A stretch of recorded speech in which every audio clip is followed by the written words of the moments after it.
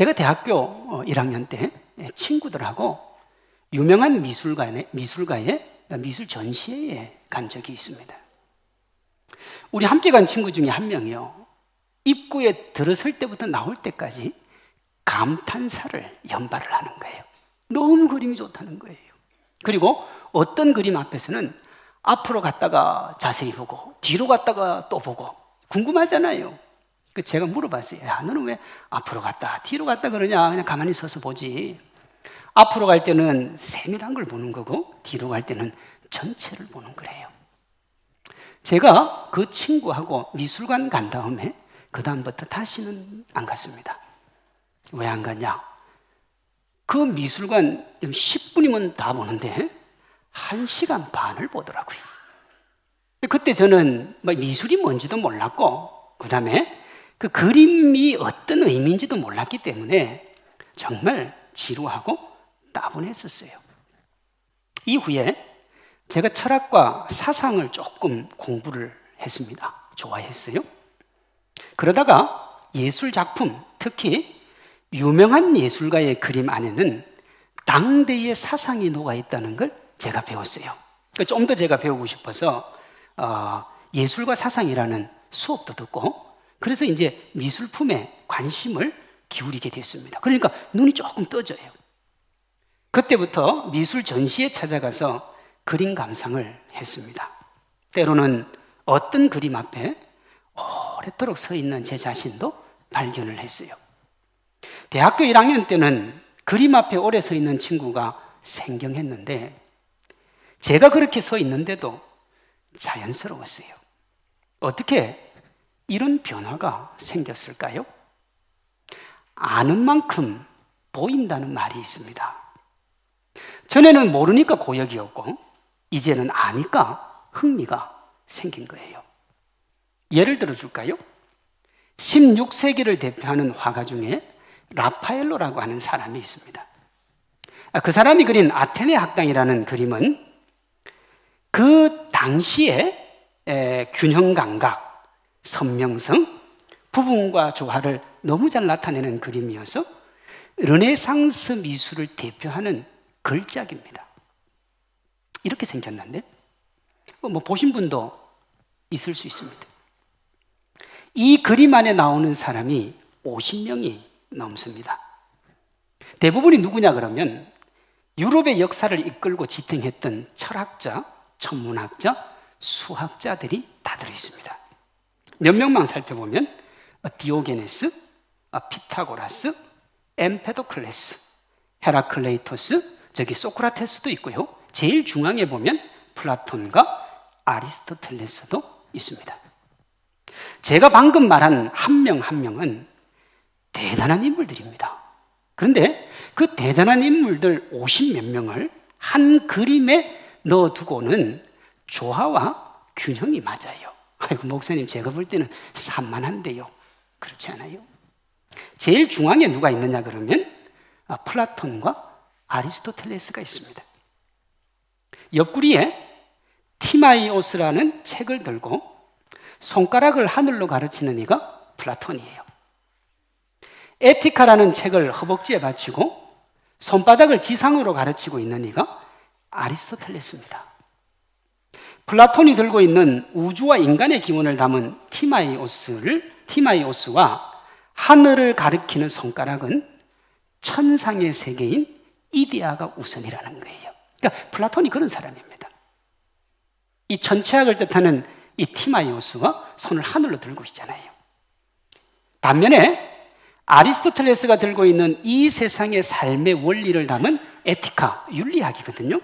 그리고 바닥을 향한 손바닥은 이 세상, 현상계가 우선이라는 거예요. 그러니까 이데아가 먼저냐, 현상계가 먼저냐.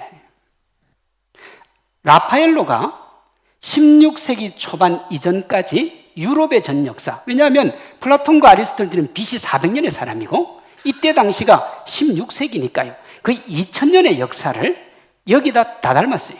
그리고 시대를 관통하는 그 지성까지 여기에 다 넣었습니다. 무슨 말이냐 그러면요, 이때 당시가 르네상스 종교개혁 시기잖아요. 그 이전에는요, 플라톤과 아리스토텔레스를 중심에 놓으면 안 돼요. 누가 중심이냐 그러면 언제나 하나님이 중심이죠. 그걸 중세라 그럽니다. 그런데 그 시대가 끝났다는 거예요. 이제 인간 이성의 시대가 밝혀졌다는 겁니다. 이렇게요, 알면 이 그림이 다시 보입니다. 아는 만큼 보이기 때문에 그렇죠. 이 아는 만큼 보인다는 원리는 삶의 모든 영역에 적용이 됩니다. 좁게는 일상의 삶에 적용이 되지요. 대부분의 회사는 신입사원에게 수습기간이라는 걸 둡니다. 수습기간 동안 회사, 업무, 사람을 익히고 일이 진행되는 방식을 익히라는 거예요. 네가 잘난 것도 알고 멋진 것도 알고 똑똑한 것도 알지만 룰이나 규율 그리고 분위기를 알아야 제대로 할 수 있는 거지요. 저도 부교육자가 처음 오면 신방이나 사역을 적극적으로 하라고 말하지 않습니다. 교족부를 보고 성도들이 어떤지, 성도들의 형편이 어떤지 그것 먼저 파악하라 그래요. 아는 만큼 보이고 아는 만큼 이해하기 때문입니다. 이것이 인생 전체에도 적용이 됩니다. 이 세상을 살아가는 삶의 의미를 알면 가치 있는 삶을 살 수 있습니다. 인생을 낭비하지 않을 수 있어요. 다윗의 아들이 솔로몬입니다. 아버지가 부도 물려주고 명예도 물려주고 권세도 물려줬습니다. 거기다가 인류 최대의 지혜자이니 그 스스로가 끌어모은 것도 어마어마해요. 그는 그것이 인생인 줄 알았습니다. 가진 것 누리고 가진 것 가지고 행복하게 사는 것이 인생의 전부인 줄 알았어요. 그래서 아내도 1000명 얻고 여러분 산을 밀고 포도원을 짓고 싶으면 포도원을 지었고 정말 자기가 할 수 있는 하고 싶은 건 다 하고 살았어요. 그러다가 주님이 부르시는 인생의 마지막에서 새로운 인생 하나를 깨닫습니다. 그게 뭐냐? 이 땅을 마감하는 순간 하나님 앞에 선다는 걸 그제야 깨달아요. 그러면서 뭐라고 그러느냐 그러면 헛되고 헛되며 헛되고 헛되니 모든 것이 헛되도 돼.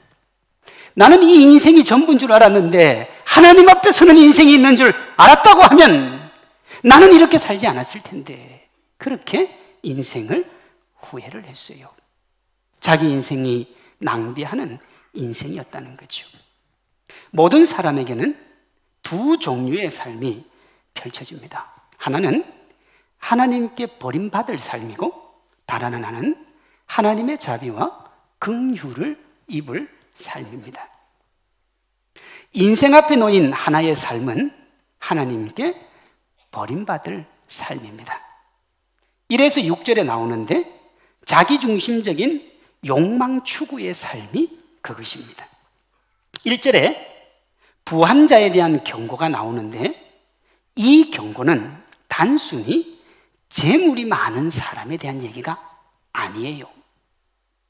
성경은 여러분 부자라고 해서 비난하지 않습니다. 가난하다고 무조건 편들어주지 않습니다. 그게 하나님이에요. 그럼 하나님은 어떤 경우에 사랑하고 어떤 경우에 배척을 하느냐? 하나님의 뜻과 하나님의 사랑 속에 서 있는 사람은 부자든 가난하든 주님이 사랑해요. 하나님의 뜻을 어기는 사람은 부자든 가난하든 하나님이 야단하십니다. 그러니 오늘 1절에 나오는 부한자에 대한 경고는 철저하게 자신의 욕망 실현을 위해 이 땅을 살아가는 사람에 대한 경고지요. 아무리 가져도 만족을 모르는 인간의 욕망에 대한 경고입니다. 성경에 보면 부자가 천국 들어가는 것이 심히 어렵다고 하셨죠. 막 어려운 정도가 아니라 낙타가 바늘기로 들어가는 것보다 더 어려우니까 낙타는 바늘기로 못 들어가요. 그러면 부자는 천국 못 가죠.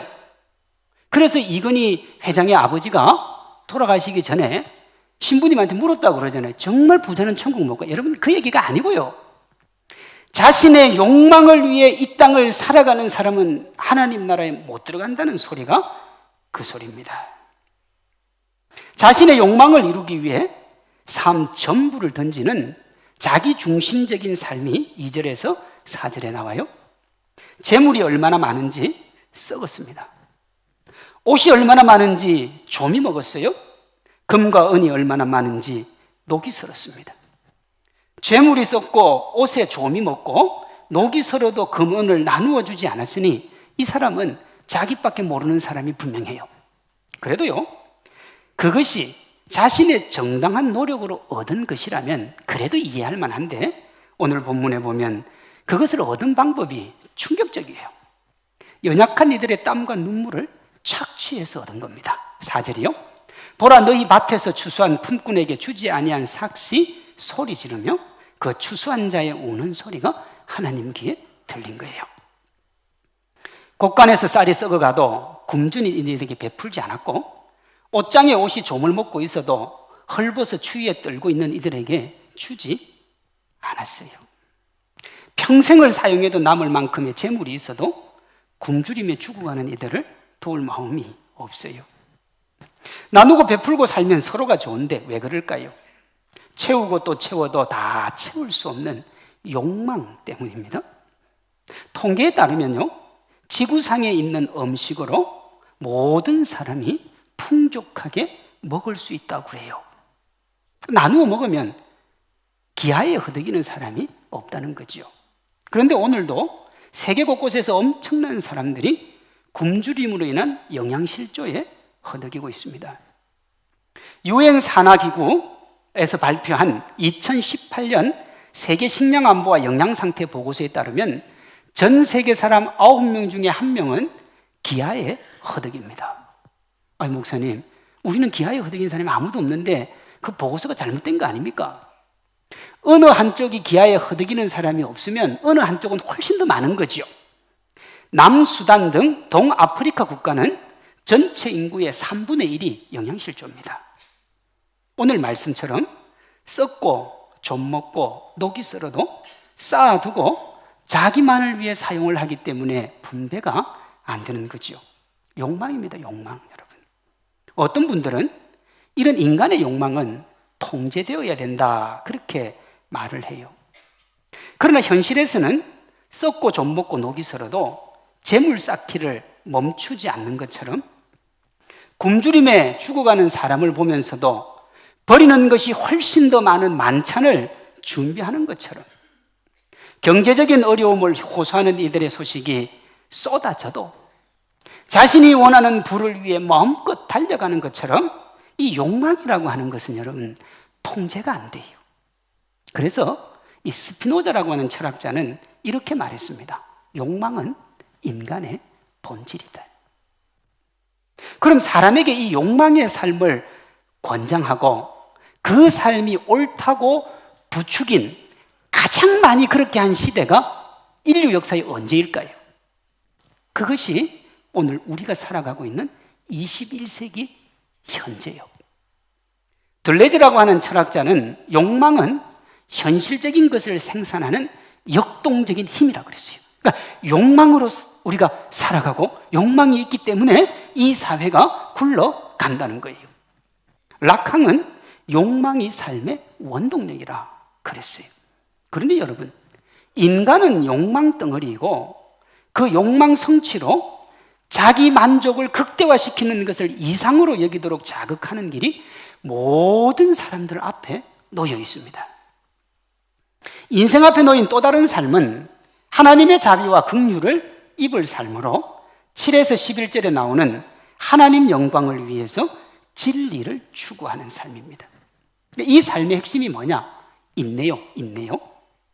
오늘 보면 거의 매절마다 인내가 나오는데 7절 길이 참으라, 길이 참아 8절 참고 10절 오래 참음의 본으로 11절 인내하는 자를 우리가 복되다 하나니 욥의 인내를 들었고.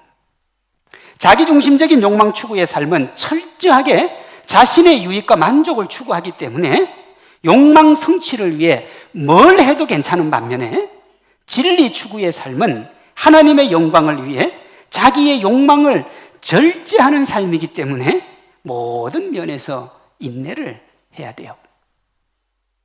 오늘 예수 그리스도께서 우리에게 하나님을 믿는 자녀의 삶을 우리에게 주셨잖아요. 또 우리가 이렇게 배웠잖아요.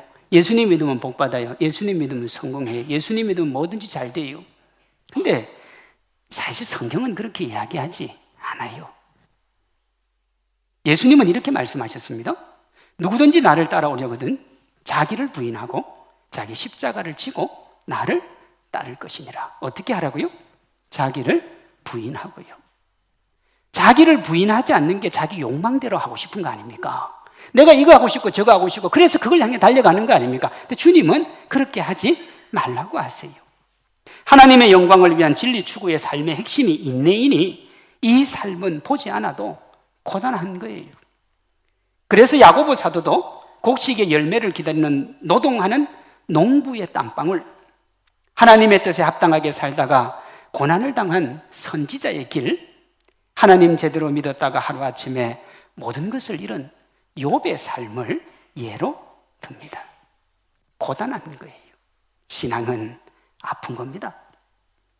사치와 방종의 삶과 비교하면 인생에 주어지는 그 모든 것을 하나님을 위해 사용하고자 하는 고민이요. 그러니 쉽지 않은 거예요.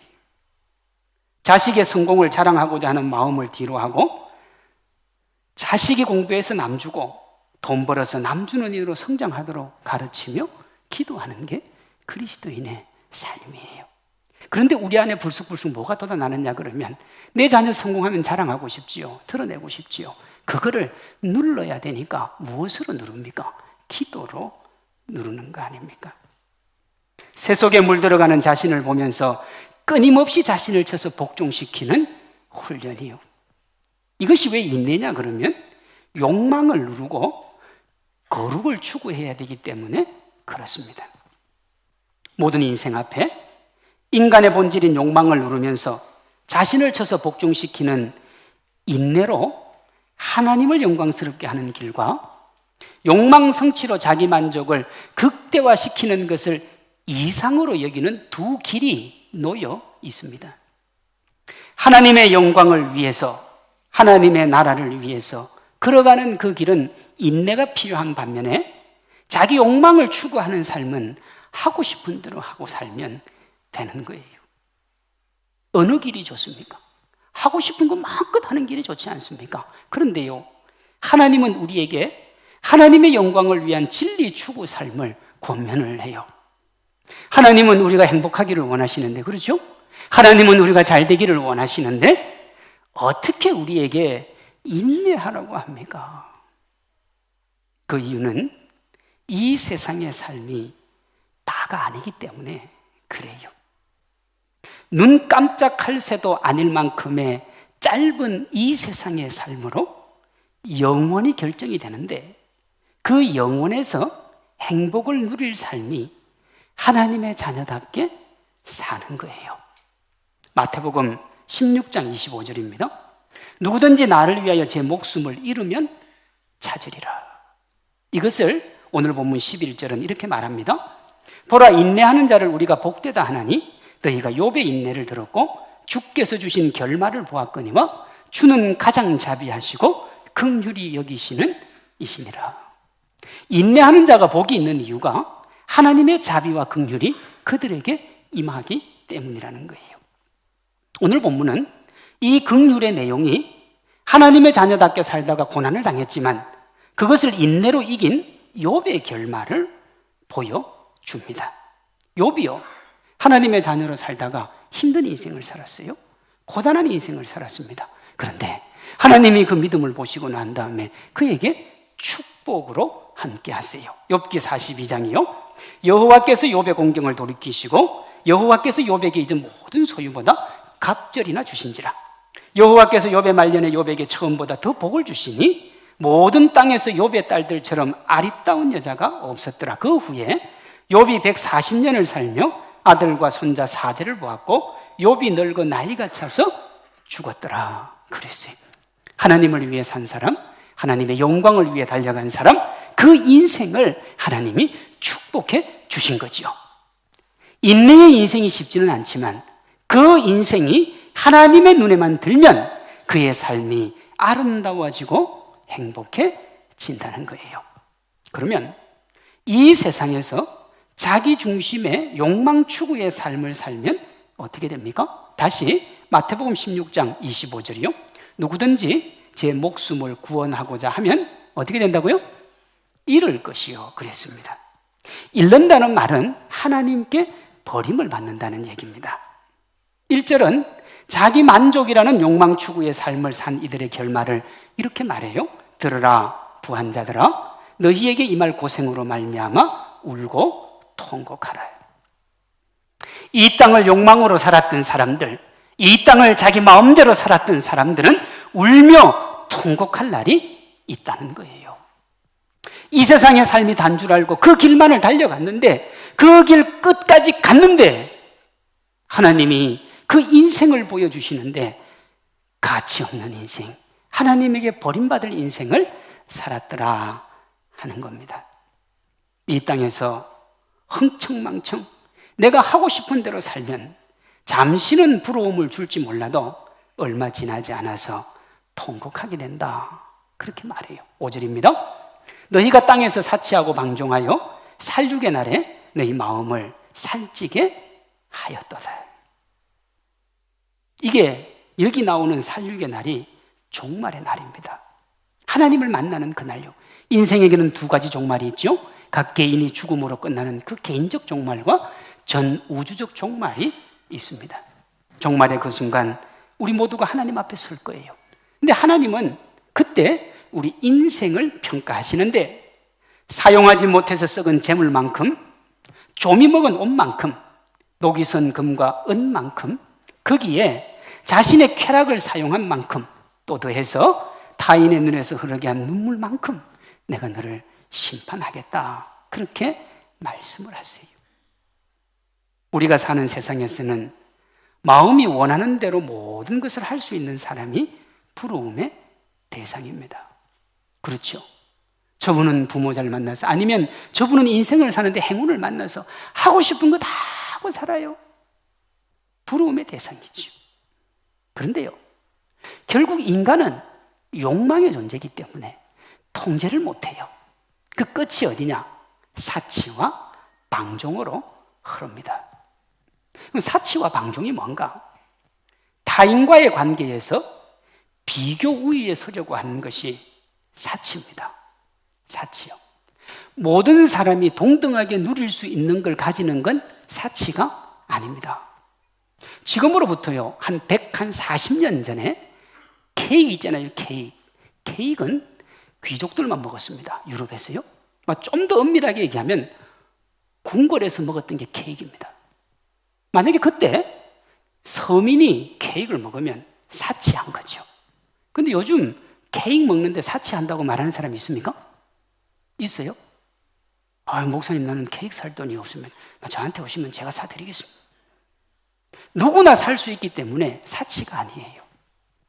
우리 성도님들 어렸을 적에 부유한 집안의 자녀들, 저는 부유하지 못했기 때문에 못 먹었어요. 부유한 집안의 자녀들의 특징이 뭐였느냐? 짜장면하고 바나나 먹은 거예요. 맞지요? 네. 짜장면 먹고 바나나 먹으면 잘 사는 거예요.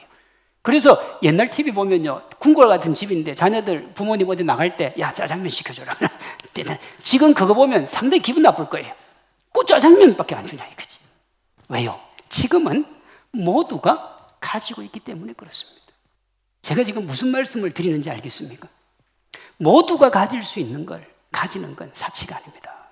그런데 대부분의 사람이 가질 수 없는데 자기가 가지고 우월감을 가지려고 할 때 사치가 되는 거예요. 그러니 사치에는 상대에 대한 우월감이나 무시가 근본적으로 깔려 있습니다. 방종이 뭔 줄 압니까? 보편적 기준을 넘어서는 것이 방종이에요. 함부로 하는 겁니다. 함부로 하는 거예요. 안 한 무인이에요. 뭐가 없기 때문에 그렇습니까?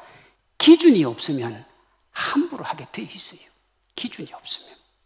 여기에도 상대에 대한 우월감이나 무시가 깔려 있습니다. 이처럼 사치와 방종은 거의 대부분의 자기 만족을 추구하는 사람들이 이르는 곳이에요. 가게 돼 있어요. 그런데요, 그곳에서 조금만 더 넘어가면, 다시 말해서 인생이 끝나면 그 끝에 뭐가 기다리느냐? 하나님의 심판이 기다리고 있습니다. 이 세상에서 욕망을 추구한 이가 심판이 되는 이유를 야고보서 4장 4절은 이렇게 말해요. 누구든지 세상과 벗이 되고자 하는 자는 스스로 하나님과 원수되는 것이니라 그랬어요. 세상의 것으로 자기 행복과 기쁨에 몰두하면 하나님의 원수가 됩니다. 말로도 알 수 없는 쾌락 안에 치명적인 고통의 바이러스가 있는 거지요.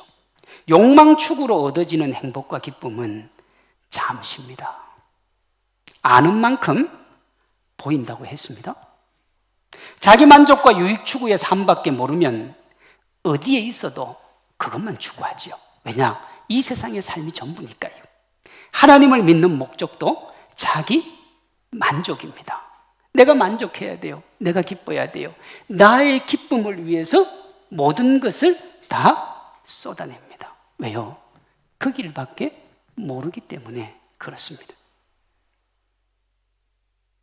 하나님은 우리의 도구일 수 없는데 그 길밖에 모르기 때문에 그렇게 하나님을 도구로 이용하다가 심판에 직면하는 거죠.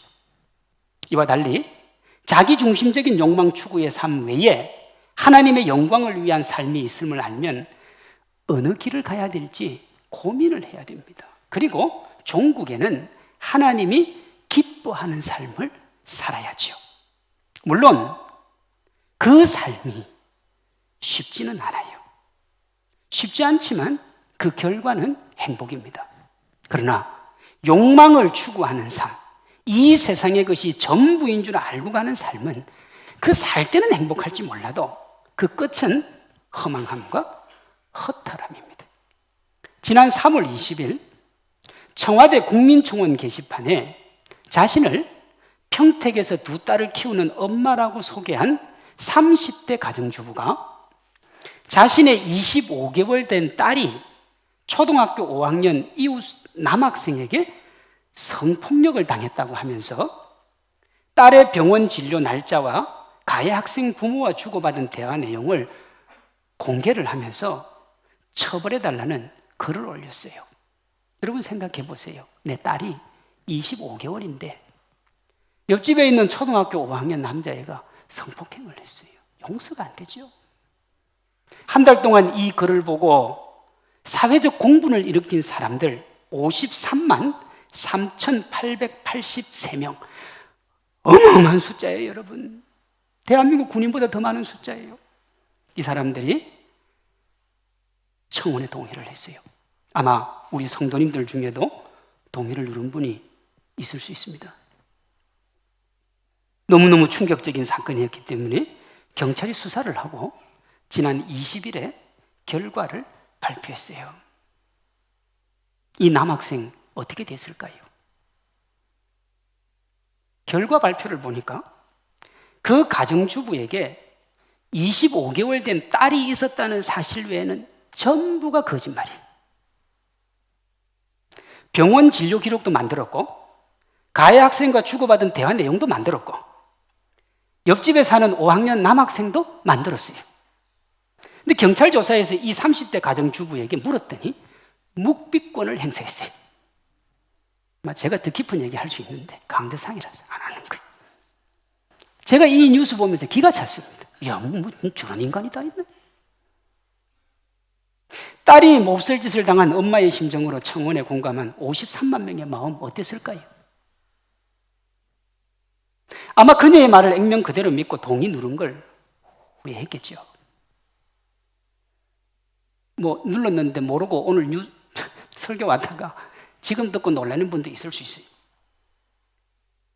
얼마나 여러분 후회스럽겠어요. 있지도 않은 일을 있는 것처럼 그렇게 꾸몄는데 그 길이 맞는 줄 알고 그게 맞는 줄 알고 누르고 또 눌러줬는데 이런 일이 터진 거죠. 그런데 알고 있습니까? 이와 유사한 일이 자기중심적인 욕망을 추구하며 그것을 참된 만족과 기쁨으로 알고 이 세상을 살아간 이들에게 벌어지는 거예요. 이 세상이 전부인 줄 알았어요. 부명의 권세 얻는 것이 전부인 줄 알았어요. 자녀들에게도 그걸 가르쳤어요. 많이 얻었어요. 쾌락을 누리며 살았어요.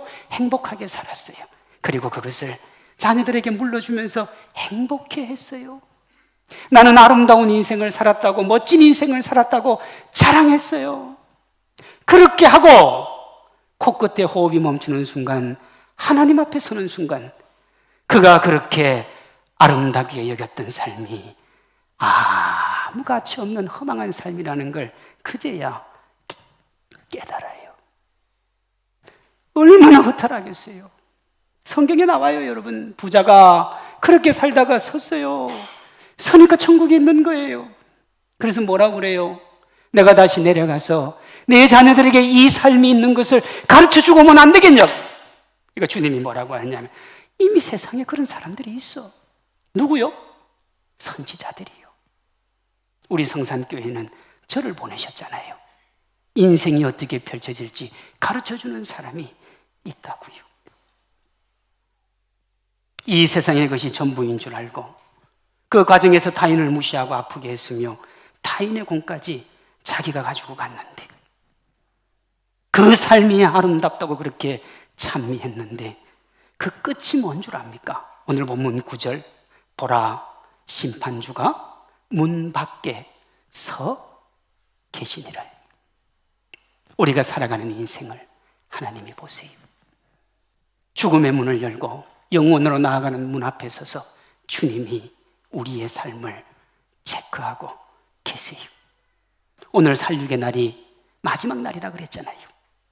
요한계시록 인류 최후의 심판을 말하는 22장에 이렇게 되어 있습니다. 20장에 또 내가 보니 내가 크고 흰 보좌와 그 위에 앉으신 이를 보니 땅과 하늘이 그 앞에서 피하여 간데 없더라. 없어졌어요. 우리의 삶의 이 모든 공간이 없어졌어요. 12절입니다. 또 내가 보니 죽은 자들이 큰 자나 작은 자나 그 보좌 앞에 서 있는데 책들이 펴있고 또 다른 책이 펴졌으니 곧 생명책이라. 죽은 자들이 자기 행위를 따라 책들에 기록된 대로 심판을 받으니, 자기 행위를 따라, 우리 각자가 걸어간 삶의 족적을 따라서 주님이 심판을 하시더라는 겁니다. 오늘 본문을 예수님이 말씀하신 넓은 길과 좁은 길에 비유하면 욕망 추구를 향한 질주의 삶이 넓은 길이고 하나님의 영광을 위한 자기 부인이라는 인내의 삶은 좁은 길입니다. 대부분의 사람들이 넓은 길을 가지요. 하나님도 그리로 가는 사람이 많다고 그랬어요. 그 길로 가는 사람이 많으니까 사람들이 휩쓸려서 따라갔어요. 그런데요, 그렇게 세상에 휩쓸려서 무작정 따라가면 후회와 허탈함에 어찌할 바 몰라 하는 53만 명의 청원 동의자들처럼 그 끝에서 펼쳐질 난감한 상황에 후회와 회한 통곡의 눈물을 흘려요. 마태복음 7장 13절입니다. 멸망으로 인도하는 문은 크고 그 길이 넓어 그리로 들어가는 자가 많고. 요한계시록 20장 14절은 불못에 던져지는 둘째 사망이다 그랬습니다. 하나님은 자기 만족과 욕망 추구를 권장하는 이 세상의 분위기에 휩쓸려 살다가 하나님의 심판을 받는 슬픈 주인공 되지 않기를 바라십니다. 가치와 기준의 혼돈으로 혼란하고 답답한 시대입니다. 지금 지난 한 주에 정의기억연대 윤미향이라는 대표 때문에 온 언론이 시끄럽습니다. 근데 누구 말이 맞는지를 몰라요. 이 언론에서는 이 얘기하고 저 언론에서는 저 얘기하고 할머니는 이렇게 얘기하고 윤미향 대표는 또 이렇게 얘기하니까 뭐가 뭔지를 몰라요. 여러분, 왜 뭐가 뭔지 모르는 줄 압니까? 기준이 없어요. 진영 논리의 입장에서 보면 다 맞아요. 왜? 기준이 없으니까요. 기준이 없으니까 그래요. 주님은 우리에게 뭐라고 하냐면, 너희가 이 시대를 바로 알고 너희 앞에 어떤 길이 펼쳐지는지를 알고 하나님의 기준으로 세상을 보라고 그래요. 하나님의 기준으로 네 앞에 주어지는 인생길을 보라고 그래요. 그래서 주님이 우리에게 이렇게 권면을 하세요. 너희는 이 세대를 본받지 말고 오직 마음을 새롭게 함으로 변화를 받아 하나님의 선하시고 기뻐하시고 온전하신 뜻이 무엇인지 분별하라. 첫째, 시대는 본받지 마라. 이 시대는 너희가 본받을 시대가 아니야. 두 번째, 너희 마음도 신뢰하지 마라. 네 마음도 물들어서 볼 게 하나도 없다. 그리고 뭘 봐야 되느냐 그러면 하나님이 선하게 보는 게 뭔지, 하나님이 기뻐하시는 게 뭔지, 하나님께서 온전하다고 하시는 것이 무엇인지 보고 뭐 하라고요? 분별하라고요. 분별하라고요. 여러분, 교회 안에서 정치하는 분들이 있어요. 정부를 욕하면 뭐라고 하는 분들이 있어요. 여러분, 천국 백성이 왜 세상 나라에 흔들립니까? 이 땅을 나그네로 살아가는 사람이 왜 여기 흔들립니까? 여러분, 제가 미국에서 공부할 때 오바마 대통령 선거했어요. 하나도 관심 없었어요. 저는. 왜? 저는 공부하다 떠날 거니까요. 그런데 그때 대한민국에 이명박 대통령 그때 대통령 선거가 있어요. 근데 한국에는 관심이 그렇게 많았어요. 왜요? 내 나라니까. 다시 돌아갈 거니까. 여러분, 우리 천국 백성이에요. 이 나라를 무시하고 살라는 얘기가 아니에요. 하나님의 능력과 하나님의 영광과 하나님의 기쁨을 보고 이 세상을 살아가야 되는 겁니다. 시대를 본받지 말고 하나님의 선하시고 기뻐하시고 온전하신 뜻을 분별할 때 우리의 인생이 무가치하지 않은 겁니다. 하나님께 버림받을 자기중심적인 욕망 추구의 삶을 지향하고 자기 부인으로 하나님께 영광 돌리는 인내의 삶을 지향함으로 하나님의 자비와 긍휼 가득한 축복의 주인공들 되시기를 주님의 이름으로 축원합니다.